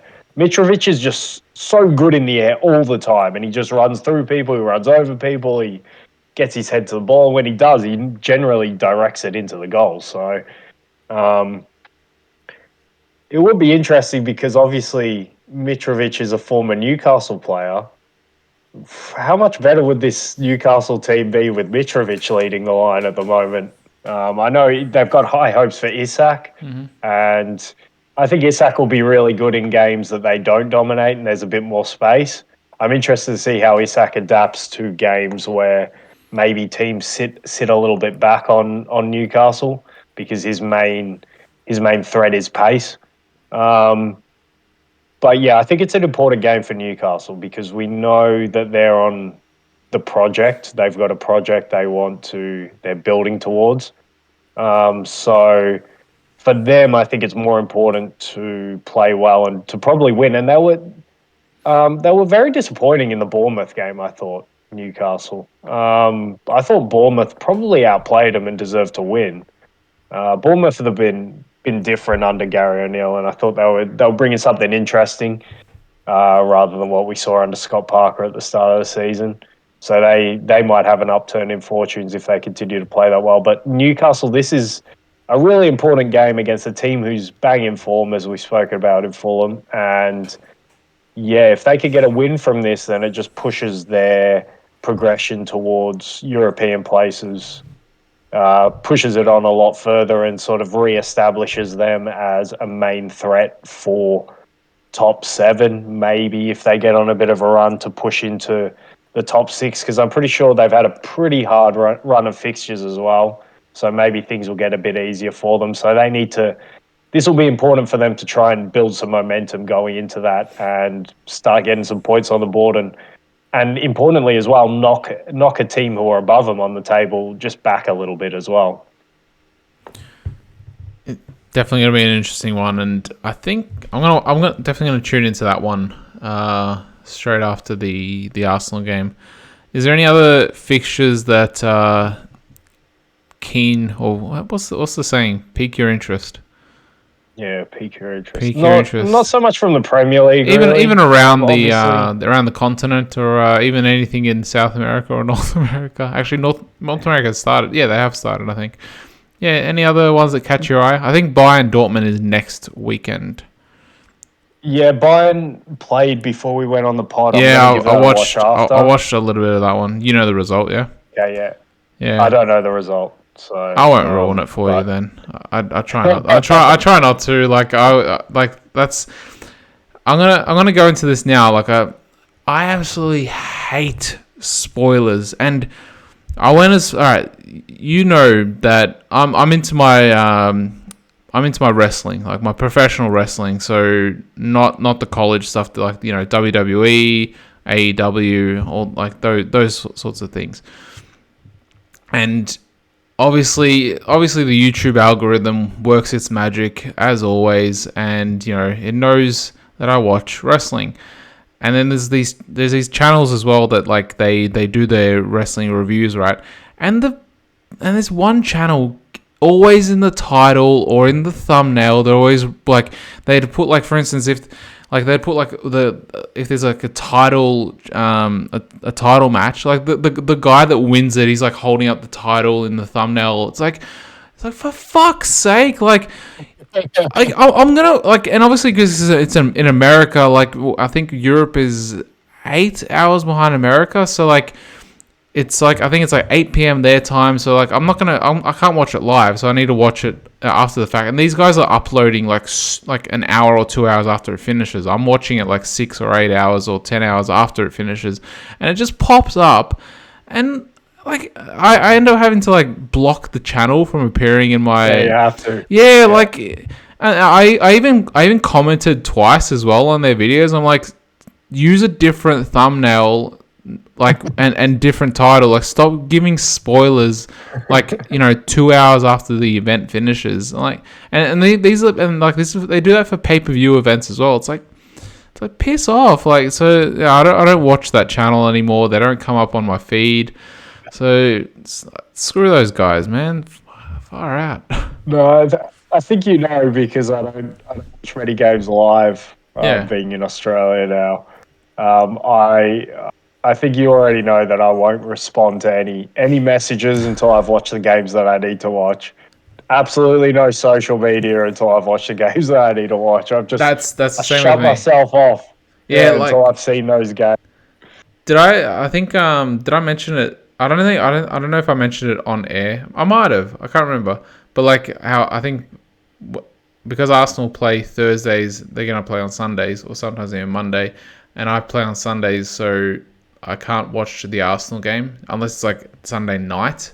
But like I had to like tell all my teammates, like, don't tell me the Arsenal. And like one of the guys is an Arsenal supporter, and like like after the game, like I just hear him yell out like, "Oh yeah, what's the Arsenal result?" And I'm just like, no. I have to like put my fingers into my ears. I'm like, no. Don't. I hate spoilers. Like I once I know the result, I can't watch the game. Then like I'm like, yeah, mate. Yeah, no, it kills it. Yeah, like because at least if you don't know the result, you can watch it with pretty much the same hype. Like you can, like I can still celebrate when a goal goes in, or like despair when a goal goes in against us. Like, so yeah, that's the way I operate. Actually, wait, shit. No spoilers. Hang on. What time is the United game? Shit. No, 3:00. No, I'm gonna be at football. Shit. I know 100% they're gonna ruin that one. Oh, the perils of playing football. Well, hang on. 2 weeks ago, our one of our games got called off because there was like floods and stuff, and like it's been like really heavy rainfall once again. So, maybe the game will get called off on Sunday. Maybe it's expected to rain like all night tonight and all day tomorrow, I believe. So if that and it's already been flooding during the middle of the week. So if the rain continues, fingers crossed. Yeah. That way I can watch the game live. Weekend to miss a game. Yeah, dude. Maybe I should just retire from football so I can retire from playing football just so I can watch football without knowing without getting any spoilers. You can announce your retirement on the pod. Yeah, I'll see about that. But like, I'm only 30. Like, I still got a couple of years left in me. And there's a World Cup coming up around the corner. Trying to get it into the mirrors. But I think we take like a winter break around late November, so I'll be able to watch the World Cup, at least the Sunday games, without any issue. If that's the case, so yeah, that's gonna be good. Wait, so we got sidetracked because of spoilers. There's But that's why I always message you. Did you watch the game, or do you know the result? Like I always say that you've got it down now. Yeah, like I've always done that from the start. Like especially when it comes to Liverpool, like I know that you're gonna watch it later. But yeah, any other games that pique your interest? Yeah, I think La Liga. There's probably only one, and it's Atletico Sevilla. Probably two battles of struggling teams. If Sevilla can win this game, maybe they get themselves somewhat back into some sort of form. They'll only be 2 points behind Atletico. If Atletico lose this game, they're in all sorts of trouble. And given how stale they've looked probably not just this season, but last season as well. I don't think they'll ever get to a point where they question Simeone, but they should get to a point where they question Simeone if they're going to continue to look like pretty much the crap that they've looked like this season, to be quite honest. So that's interesting. A sort of really high pressure game between two teams who made top four last season who are really struggling this season. But apart from that, not much else. I think Real Madrid have Osasuna and Barcelona have, I don't know, Elche or something. So I'll No, always they're watch them Real because I'm Mallorca. interested to see how Mallorca, yeah. Yeah. I'm always interested to see how those two teams do, obviously, but nothing really interesting. Bundesliga, probably the game that I'm going to watch in a little bit, and we'll touch on that in the review, is probably the most interesting. Again, Leverkusen, a team who made Champions League but who are struggling, but Bayern Munich, especially by their standards, are absolutely struggling. So I know a lot of people already know the result of that one, so I won't go into that. But Serie A is, for me, pretty much.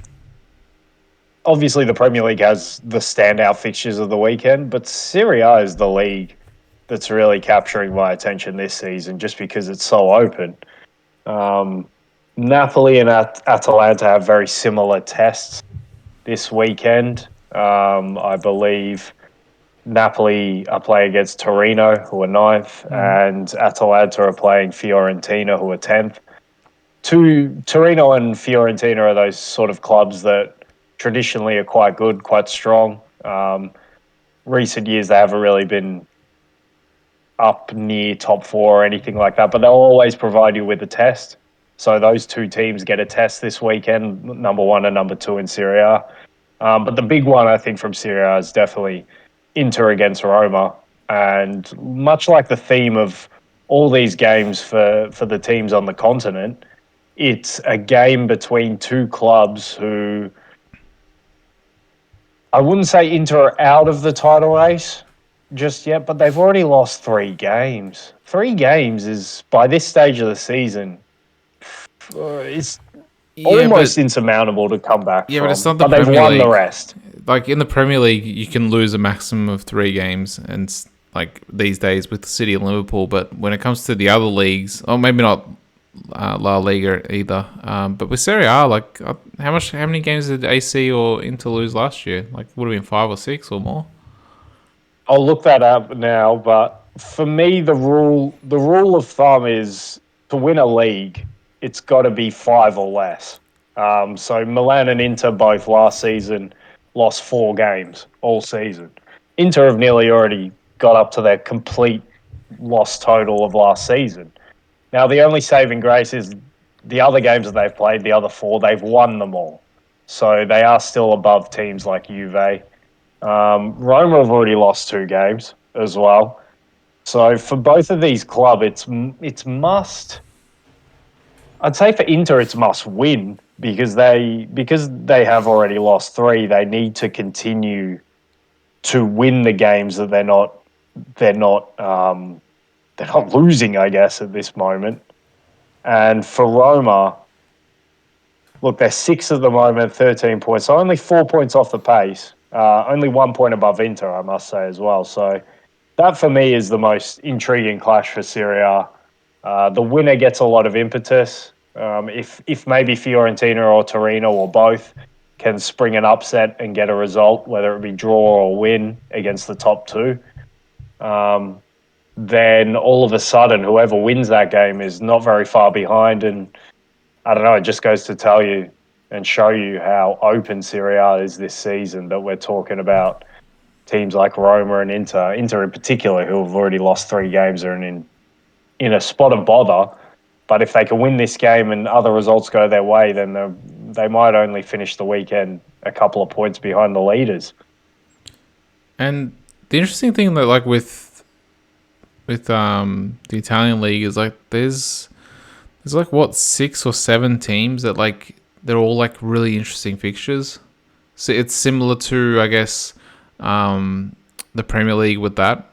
Like when these teams are like facing each other, then it's actually like really must watch football. Whereas in La Liga or in Ligue 1, it's only really like what PSG versus Monaco. Actually, is Monaco really?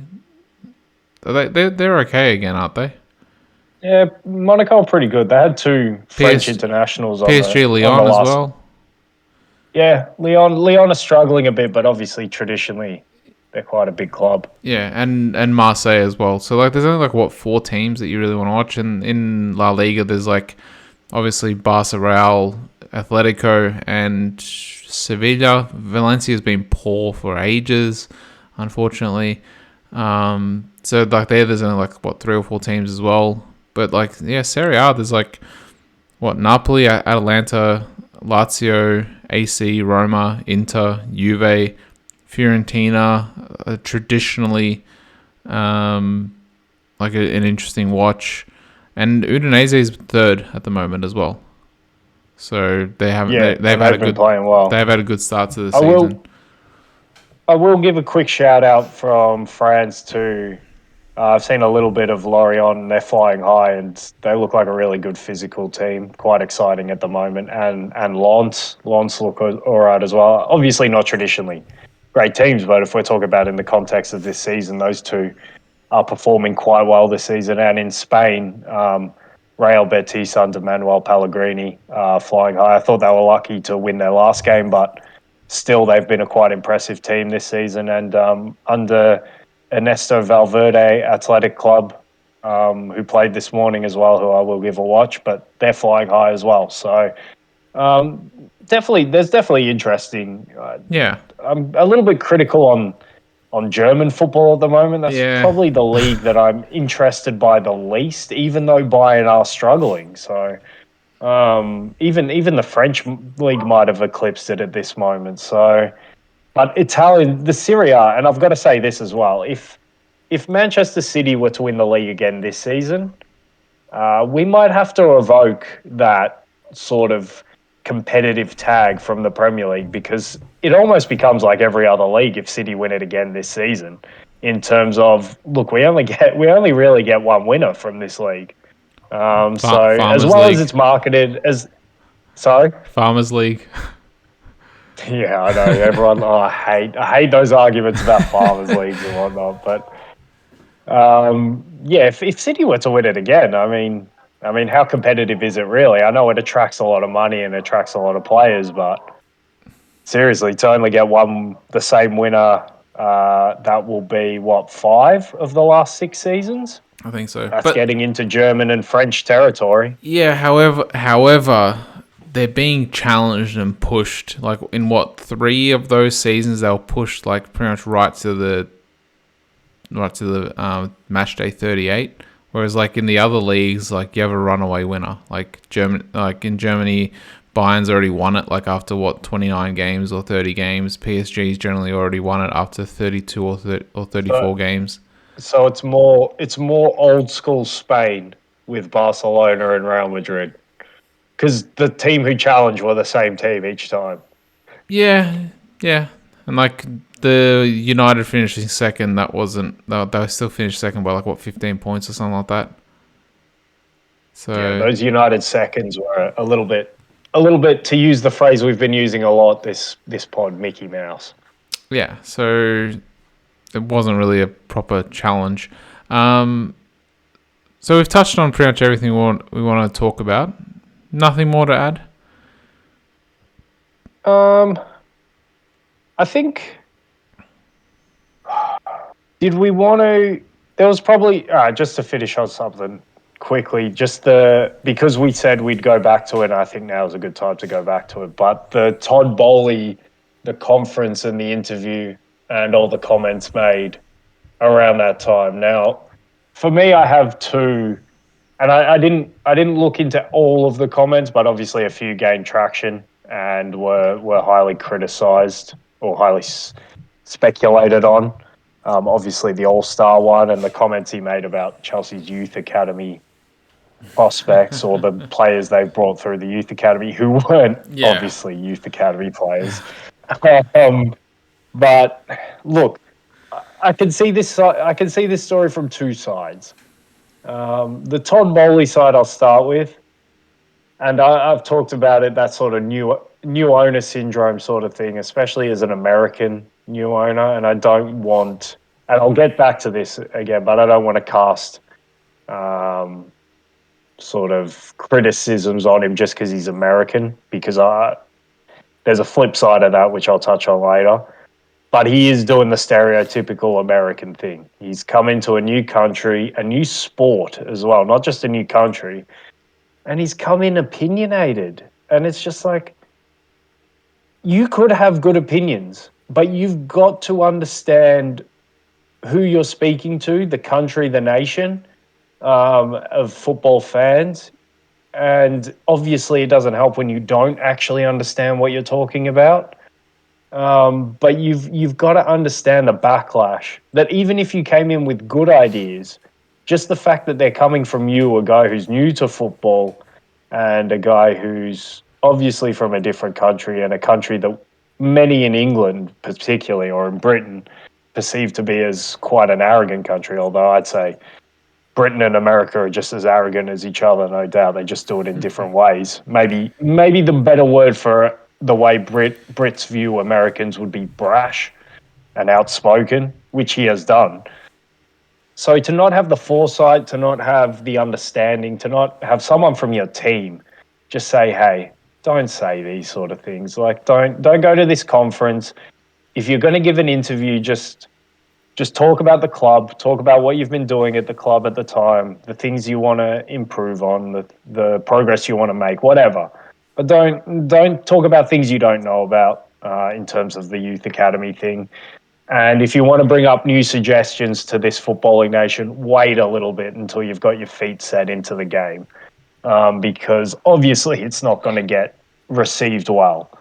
But on the flip side, and the Gary Neville point, it's the reaction, the emotional reaction, or the reaction of particularly British media to outsiders.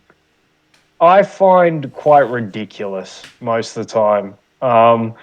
To just shit on an idea just because of where it comes from, I think just shows your closed-mindedness and really your arrogance. Because while I don't necessarily 100% agree with the all-star idea, I think there are ideas that can branch off that. We can look at, I think we probably already touched on it, but for me, the most preferential way would be, and I haven't gone into the nitty gritty and figured out how it could work, but if you could set up some sort of tournament between all-stars, but from all-stars from the whole league, and then they send their representatives. And then if there's a way where you can put European qualification places on the line in those games, in terms of how many teams you get into each competition, if there was a way of making it mean something, I think that would be fantastic. That would be awesome to watch. And that is an idea that can stem off an all-star idea. So to have this sort of viewpoint that, and the Gary Neville tweet about this is why we can't have Americans in the game. They want to ruin our football, essentially. I know I'm paraphrasing, but that's essentially what he says. Well, let me tell you, Gary Neville, okay, the owners of Liverpool, they're American, and they've been doing a fantastic job ever since they got into Liverpool, and look at where Liverpool are compared to where we started with them. And the owners of AC Milan have been American this whole time, and look at where they are now. So to paint it all with one brush, I think is just ridiculously ignorant. And like I said last time, I love Gary Neville as a football pundit, but as an emotion pundit and as a sort of this moral compass for the game, it's not for me. I don't like when he crosses over into that territory. Takes it too far for me, and I don't think he completely looks at the facts, because obviously he has an agenda to get the Glazers out of United. But if you really look at it, the American owners are as hit and miss as any other owners, really. So I just wanted to point that out, because that sort of annoyed me when I saw all the reaction to what he was saying, but it also kind of annoyed me what he was saying, and that he could say what he was saying and be quite ignorant, especially on that youth squad point. Well, I believe he's quite commonly referred to as the Mayor of Manchester, because like, and I think that your point, like when it comes to his football punditry, like when he's talking about tactics and all this stuff, fantastic, probably one of the best, and I love listening to him. But then when he goes sort of down that political aisle, and I think he is starting to go down. I think like this week he actually joined like one of the political parties in England. He's going down that path, and it did, and it is looking like he's going down that path. So you might see more of that stuff from him, and less of the football punditry, unfortunately, because he's great to listen to, like especially like the chemistry that him and Kara have on Monday Night Football. Like it is a joy to watch. But in terms of like the All-Star idea, I was really annoyed at that, because like we had that idea on one of our, I think it was on one, I can't remember what episode it was, but it was like one of our first podcasts, and like I thought that I believed that I outlined a way to make it work, to have it as a charity event at the end of the season for the FA Cup weekend. I know last year the FA Cup was, I think, around match week 36, so it wasn't the very last fixture, but move the FA Cup back to the very last fixture. The two teams that are playing in the FA Cup, they don't send in any representatives at all, but the other 18 teams, they send 2 players, and then the 2 teams that got automatic qualification from the championship also send 2 players each. So you get 24 players. And then you can have 11v11 in one half, like playing for one half of football, and then 11v11 playing for the second half. So like the players are only playing 45 minutes. Really. And then obviously you introduce like all these sort of like fun games like crossbar challenge, keeper versus keeper challenge. I think I tagged you in a video of that, where like there's 2 goals that are like 20 meters apart from each other, and the keepers take like they have like 2 minutes to try and score as many goals from each other by either throwing the ball into the net or kicking it. And yeah, just like have these different sort of fun games and have it all for charity over that weekend. So like Friday, Saturday, and then the FA Cup final on the Sunday. Like, I think that would be perfect.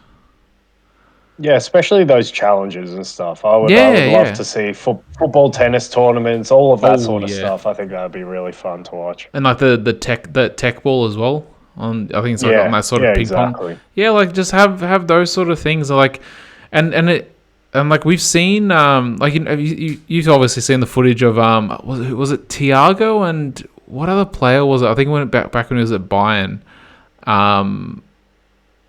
and like they were just like pinging the ball to each other, but like volleying the ball. So like they'd like control it, juggle it a little bit, and then volley it back. Control it, juggle it, volley it back. I can't remember who Thiago was doing that with from Bayern, but like you want to see those sort of skill sets on show. Like you can have like a freestyle challenge as well, where like, you know, they can do all these like tricks, and like you can actually bring freestylers in as well, so they get to like sort of compete. Similar how in the NBA All Stars, like you have your 3-point challenge, your dunk contest, and stuff like that. So yeah. And depending on how competitive the game is, honestly, like I might just need the other stuff around the game, and if the game's not particularly competitive, then I might not even need to watch the game, because that's how I find NBA All-Star Weekend. I probably prefer like the 3-point contest more than the actual game itself, to be quite honest. So, but yeah, watching, it's like NBA warm-ups as well. Going to watch like players who can dunk ridiculously well do that in the warm-ups is just so much fun sometimes. So to be able to watch these footballers who can do similar like crazy, outrageous things when they're not in the heat of competition, and just to make it a little bit competitive between some of the best, would be really fun to watch. I totally agree with that. Yeah, and then for the crossbar challenge, you have Paul Scholes coming out of retirement and just You could No, have the legends come back for something like that. but you have him do the crossbar challenge in his jacket, and like before the crossbar challenge, he just goes, "All right, so who's coming second?" The old Larry Bird. Yeah, just fools the old Larry Bird. But like, yeah, exactly. Like we can have players like come out of retirement and like for some of those challenges as well. Like it'd be pretty fun. And they could play against current players as well in those challenges. That Yeah, would yeah, be fun. that would actually be that. It would, and considering that it's all for charity, like and like let's just say like it's the only thing is if it's done at Wembley, I don't think those games would tear up the pitch, but having an actual 11v11 on the Saturday, for instance, between like the All Stars, that would tear up the pitch. So maybe have it at one of the other London stadiums. Like either at or like every year you could have it at a different London stadium as well. Like just do that, and then have the actual FA Cup at Wembley, but have the All Star, like those challenges at Wembley.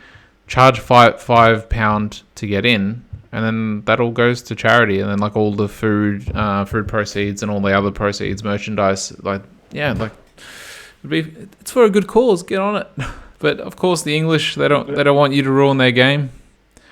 Yeah, nothing new. Nothing new in England, please. Good God. Yeah, Um, but one final thing that I wanted to flag just before we go, go if you on, don't have anything to add. go on. We'll talk about Inter Roma before, and I forgot to mention this, Yeah. but I think my prediction is I think that if Inter were to lose that game, it might not be immediately, but maybe within the month. My tip is that we'll see Thomas Tuchel at Inter. Ooh. It's just a hunch. It's just what I think it suits him. I know there's been a lot of talk about Bayern because they're struggling, but Nagelsmann's such a young coach, and they're still like they're drawing all these games, but they're still playing quite well. Yeah. So I don't see why you would do that. I know Bayern expect only the best, but let's check in a couple of months because I fully expect Bayern to be up the top of the table there. But Inter are the one who are struggling. Inter already play a back three. Inter have all these experienced players who I think Tuchel has sort of worked with that sort of caliber, maybe higher caliber of player at PSG and Chelsea. And he gets the best out of a sort of squad of different characteristics that I think you could get out of Inter. So that's the one that makes the most sense for me for Thomas Tuchel. If Simone Inzaghi continues to struggle. Since we're on the sacking topic, it's Nottingham versus Leicester this weekend as well. Both sides struggling. Where does Brendan go, and who replace? So that's one question, and who replaces him? Could Tuchel come to Leicester, or you think that's a little bit too low profile for him? Too much of a step down for me. I think there'll be bigger jobs opening up at some point this season where he would have got a very handy payout from Chelsea. I think he can sit around and wait for those bigger jobs to come, potentially. Leicester. I don't know. Do you have any names that you want to throw out for the Leicester job? Because off the top of my head, Not really. I don't know who wants to go to Leicester as well, because they really are struggling and they're expecting to lose a lot of players soon. And, if they can't start to turn things around a little bit, you're looking at a relegation battle, and it's probably not the same as the Newcastle relegation battle last season because Newcastle clearly had a project and clearly had huge investment coming in, whereas Leicester, spent minimal money in the summer. I think they maybe made one or two signings. So what direction is the club going in? I'm amazed that Brendan Rodgers is still there, to be quite honest. But in terms of names who could be getting the Leicester job, I really, off the top of my head, I'd have to give it more thought, but none are really springing to my mind, really. And where do you think Rodgers could go though? Another Premier League club or somewhere abroad? I think he could get another Premier League job. But it depends which ones open up, and that's something I guess we'll have to see over the season. He'd probably want another job like Leicester, the Leicester that he was walking into when he left Celtic, in terms of a team who's not really going to get relegated, but they were underperforming for what they wanted to be. Could he replace So Gerrard at Aston Villa? Yeah, that would be a funny there one. could be a little merry-go-round with the managers here, because there's a couple of sides really struggling. Even West Ham are really struggling as well. That could be a good one for Rodgers if that opened up. That's a Yeah, good shout. that could be a good one as well. But like, They'll there's they'll have had a couple of decent yeah, results recently. They might not have played the best, but at least there's that. yeah. But I think this could be. I think if there's going to be any sackings with any of these clubs, they're going to do it just before the World Cup. That way they have And give themselves time. that they give themselves time to find a manager, or if they're already looking for a manager, it gives the manager time to work on. Considering that like there's probably not that many internationals with some of these teams like Aston Villa, Leicester. It'll give them time to work with at least half the team, I'd say, maybe even more. So that's when you could start seeing sackings like a week before the World Cup or 2 weeks before the World Cup. So, yeah. That's a good shout. And it will also be interesting to see how the World Cup impacts the transfer window this coming transfer window, just because Yeah, of January. performances off the back of a World Cup always knock up prices. So Yeah.